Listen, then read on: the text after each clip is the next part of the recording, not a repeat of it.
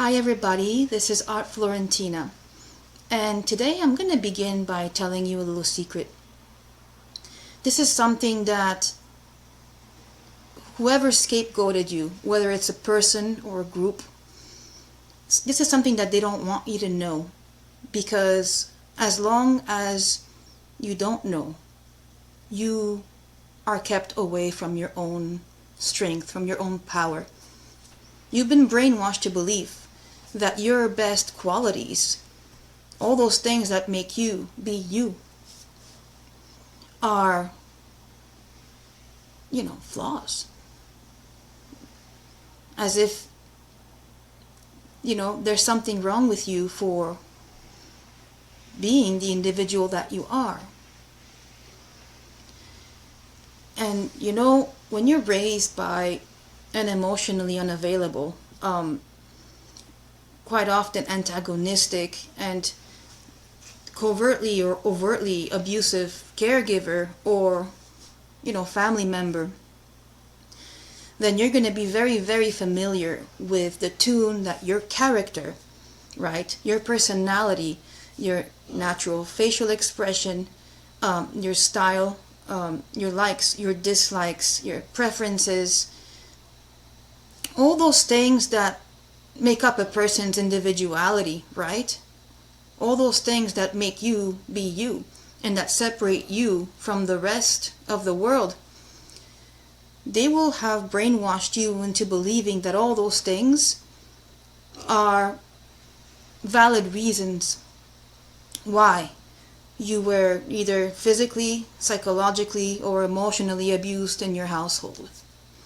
And that what you've been through, your experiences at the hands of that dysregulated caretaker or family member, are normal. They will argue with you that it's because of your character. It's your character. It's your character. I mean, this is a line that was drilled into me when I was growing up, ever since I was maybe 9 or 10 years old. The story has always been that it's the character, right?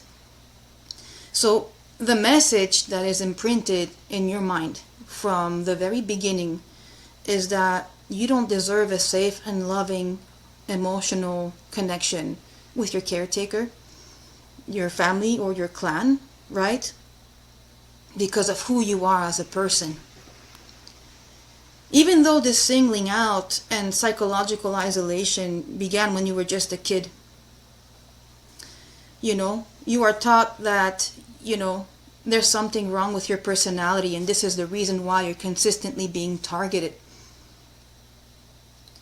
And you are taught that through this, you're taught that your authenticity is bad and that you must change and change and change and change for the emotional safety that they keep promising you to finally arrive. You gotta change and change and change, right? Next time do this, next time do that, and if you do all these things, then maybe you'll have emotional safety in that household, but that never comes. And through all of this, you are trained to you are taught to hate yourself, because this starts when you're young, typically, right? And this is your normal. As you grow up, this is your normal. These loops, this way of thinking is your normal. And so you're taught to hate yourself. And then this self-hatred can actually act as a self-fulfilling prophecy, for your role as a scapegoat in a narcissistic family system. Because what happens is that we're taught to hate ourselves, right? We keep being told that our character is so horrible that that's why we don't deserve to have a loving parent in our life. Our character is so horrible, that's why we're abused. And yes, they abused us that time, but the other times it was your character. I'm pulling out stuff that was actually told to me as I was growing up and as I was screaming for some normality, for some help. And that's the stuff that I would be told, well, your character, And because what happens, because we are taught to hate ourselves, what we do is that all our choices, or our life choices, everything that we do from as we grow up, from that point on, you know, is centered around that belief that we are not worthy, that there's something wrong with our character, that we're not good enough, and so on. And so a lot of us will self-sabotage. We'll get ourselves in all sorts of situations. We don't make the right choices in life. We start being super reactive. And then what happens is that when we start behaving like that because of the trauma, because of the unhealthy familial dynamics that occur in the household, then they turn around and go, see, we told you were bad. You know, we told you that you were bad. And so this becomes, their treatment of us becomes sort of like a self-fulfilling prophecy, because then we do end up being bad, so to speak, So we self-sabotage, and we self-sabotage the very person, that matters the most, which is ourselves. We self-sabotage. And so now I am going to talk to you about reversing that, not just with words, but in your felt sense. Reversing that self-hatred, not just through being told, but I really feel like it's important that you internalize this and start paying attention to your felt sense throughout this video and onwards. Now, first of all, it's really important to understand that scapegoats are often chosen as the family scapegoats because they pose the greatest threat to disrupting the normalized dysfunction that plagues the family. A family whose scapegoats, who designates a family member as the black sheep of the family, as the bad character, right? Like me, is a family that refuses to heal. This is a family that operates on denial for what really is going on with other family members in the house. And they will call disruptive, abusive, and just unhinged, emotionally dysregulated behavior, as normal. That's what they will say. They're going to say it's normal. They're going to say it's the culture. They're going to say, oh, they had a hard life. They're going to say all sorts of things, which, they can rationalize it any way they want. But the thing is that they're never actually going to do anything about it. They're not going to help that person. They're not going to get them help. That person is certainly not going to admit that they need help. And they will normalize abuse, the abuses that go on, especially the abuses that the targeted child has to go through in that household at the hands of that dysregulated parent. They will blame the easiest target. They will blame that child instead, because that is so much easier to do than to actually deal with the real problem. So why is the scapegoat generally picked out in the first place? Well, because very often scapegoats are truth tellers. And we call out dysfunction when we see it. Many of us do this. And this is why a lot of us can get in trouble. We know it's not normal to have a home where the atmosphere is always heavy, is always tense, is always dark. There's always fighting. There's always criticism. And unless there's guests, or pictures taken for public events or videos to post on Facebook or whatever social media they're using, it's like that happy and sad mask when you go in a movie theater. Guests are here, let's smile. We're home, we can be ourselves. And that's exactly what happens in those types of families. Everything happens behind closed doors. And the stuff that happens behind closed doors is dark stuff. and nobody knows about it because they're so good at hiding it.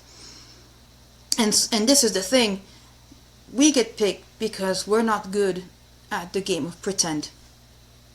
We can't pretend that everything is fine when it's not. And so, we refuse to, a lot of us will refuse to let go of our authenticity, and we will hold on to ourselves. We're going to hold on to ourselves. And because we refuse to pretend, that makes us a target, because we're not accepting the dysfunction as normal, because it's not.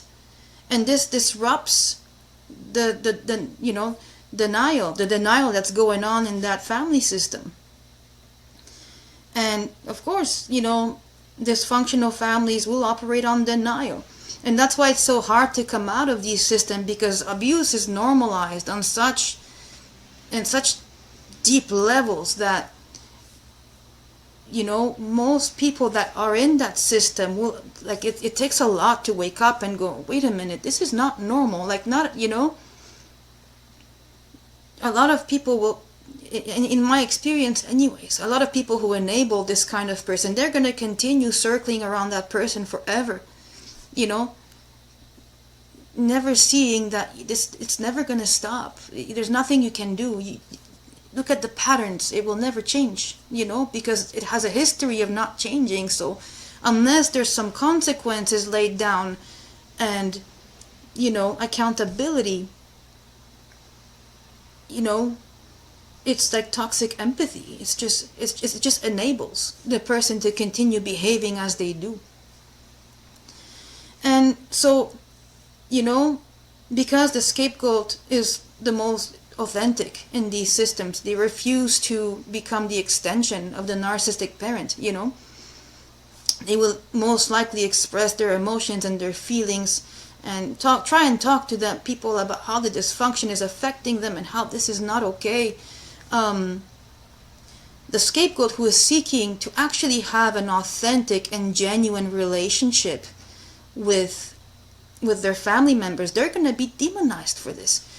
A scapegoat is demonized for actually wanting to have authentic connection with their family members, for it not to be fake, but for actually talk about the problems and figure out what can be done. They're going to be demonized for that. They're going to be told that they are causing problems because they talk about what's going on. And another reason why we are picked out to become scapegoats is because we're inquisitive and we ask questions. We challenge the family status quo. Okay, this curiosity, this questioning of this questioning that we do, it disrupts the normalization of dysfunction, and it puts everybody on the defensive. A narcissistic parent treats their kids as their extensions. Of course, many of you know, like, one child will be idealized and treated as a god that can do no wrong. So all those, all that projection of what the aspirations and the praise and all the gold in the world is going to be projected onto one child. And the other child, the narcissistic parent or the dysregulated caretaker needs an outlet to release the self-hatred. They need an outlet to release all that anger that they keep pent up inside, and so they will choose their scapegoat to do that. And so when you decide that you don't want to be an extension of the narcissistic parent, this is a huge no-no. So trust me, your individuality and the fact that you're able to hold on to yourself. Even now, I know there's a lot of grief that comes with these experiences, and it's very painful, but the very fact that you're able to actually hold on to yourself, parts of yourself, the fact that you're able to say no, and hold on to parts of yourself, even though it's hurting so much, and even though it feels like the world is against you, because your world is against you. Your world turns on you. The world turns on the scapegoat. The fact that you can hold on to yourself through all of this, you gotta see how amazing you are, how strong and powerful you actually are, that you can do this against all odds. And you gotta start loving yourself even more, knowing that you have been through all of this and you've been picked out of that family. You became the chosen scapegoat because of your qualities, because of your ability to stand your ground, because of your resilience. So when I talk about self-love and radical self-love, I'm not talking about you going to the spa or getting yourself a new pair of shoes, although, I mean, it's, it's fun. But those are not things that, it's not stuff that's going to give you that what you seek. It's really for you to start feeling it in the felt sense. When you look from the outside and see what somebody else is going through, you can easily have compassion for them. But it's not so easy to do it from the inside for yourself. So, radical self-love, it means that there has to be a commitment on your part, to do the work, because this is work. This is not just gonna happen through wishful thinking. You've been programmed to hate yourself. You've been programmed to dislike yourself, to feel like there's something wrong with you. So you have to undo this, and this requires commitment on your part. But this commitment is towards accepting yourself. And that's cool, It's a commitment that you get to accept yourself, flaws and all, just as you are right now, without changing anything about yourself. So when it comes to the 3 pillars of radical self-love, okay, compassion, self-acceptance, and self-appreciation. For self-compassion, it's so important that you start treating yourself and you start having empathy for yourself, and you put that critical voice, that inner critic, to the side, and acknowledge that, yeah, you have struggles, that, yeah, you made mistakes, but you still get to treat yourself with kindness and self-compassion, as you would with anybody that you love. Self-forgiveness for all the mistakes, for all the wrong turns you took, for all the times that you went back into the toxic loops. So often I hear survivors, they'll say, I'm so stupid, I went back. No, you're not stupid. There's nothing stupid about you. Nothing. You've been through so much. And what you're dealing with is actually not normal at all. This is not how healthy families treat their own, okay? A healthy family does not isolate a family member as they do by calling them a black sheep and telling them that their character is the reason why they don't have a loving parent, okay? That's not how it works. You've been through a lot. And so if you take a moment, you can do it with me now, if you put your hand on your heart, you take a deep breath, and as you exhale, really feel within you that full self-compassion, and you can tell yourself, okay, I forgive myself. Yeah, I screwed up. I'm gonna see if I can make things right where I can. Otherwise, I forgive myself and I move on. I've made a lot of mistakes, guys. I've made tons of mistakes. I mean, terrible choices when it came to relationships, and and this was both ways. It was with picking people that were unhealthy for me, and also not being a healthy person towards people that were healthy for me. I've made some mistakes, And you know what?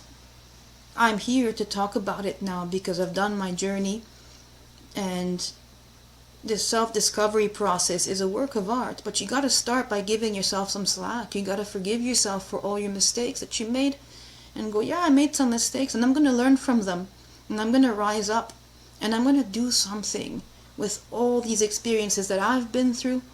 I'm going to use them, to better myself and to do good for myself. So forgive yourself for your mistakes. Forgive yourself. The second thing is self-acceptance, right? So we all have flaws. Like I was saying, we all have imperfections. All of us have flaws.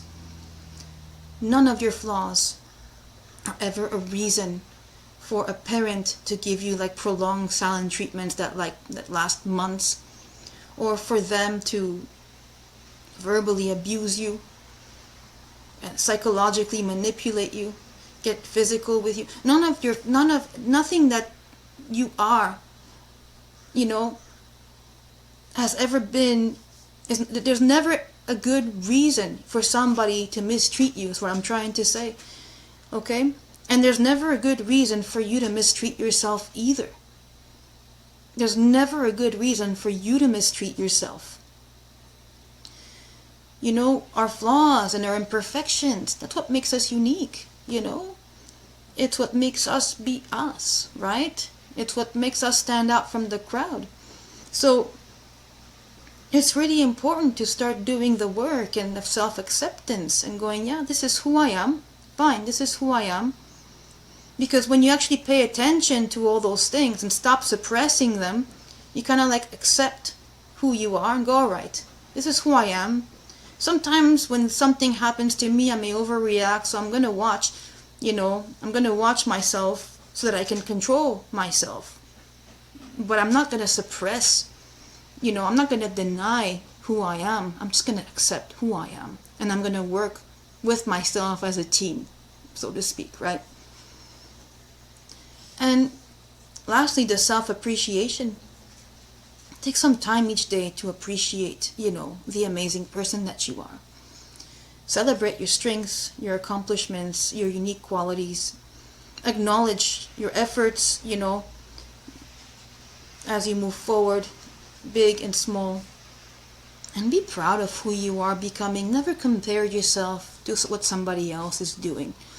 Because the planet is big. There's a lot of people on Earth, so the only person that you can compare yourself to really is yourself and who you were last year, 2 years ago.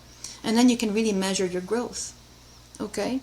So you can really, as you look back and as you look forward, and as you take baby steps to heal, you can truly start appreciating how strong you actually are and how resilient you are. To cultivate this self-love, you got to start becoming aware of those negative messages, those limiting beliefs that you unconsciously operate under. For example, there's something wrong with me, or I can't do this, I'll be alone forever, I'm too flawed to have a healthy relationship, nobody could ever love someone like me, I can't trust my feelings, I can't say no, because if I say no, whoever I'm saying no to will hate me, I will be abandoned if I'm authentic. And those kinds of, this narrative, it's not that you always clearly hear it in your mind, it's like you feel it in your felt sense, you feel it physically. You will feel this tightness. Maybe it's in your jaw or in your chest, or your stomach will hurt, or this sort of electric feeling, this pullback, this, that doesn't let you go forward because you have this belief no, it's like this invisible force that pulls us back. This is how limiting beliefs actually feel, or can feel,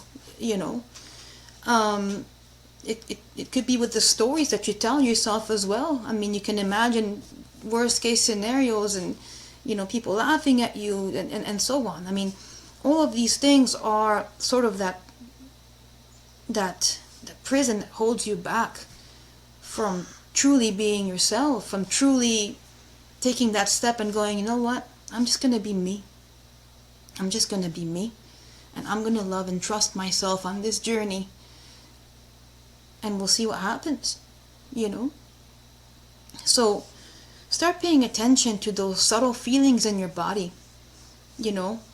And what you can do is start to practice, for example, positive self-talk. Every time that you start noticing that feeling that I can't do it, you can have a go-to mantra. I always use, I love myself, I trust myself, and of course use your own, and you can do your own variations, but you know, whatever it is, I invite you to think of your mantra, to think of a mantra that gives you power and that gives you that, you know, self-trust. You know, I trust myself. I trust myself. I got my back. I got my back. I'm doing this for me. Not for you, not for anybody else. I'm doing this for me. So the most important thing that I can tell you is that, you know, you need yourself in this life. You need yourself to be healthy. You need yourself to be there for yourself. You gotta have your own back, I'm trying to say. So treat yourself with self-compassion and acceptance and with the appreciation that you deserve. Okay? And always remember, I love myself. I trust myself. I'll see you soon.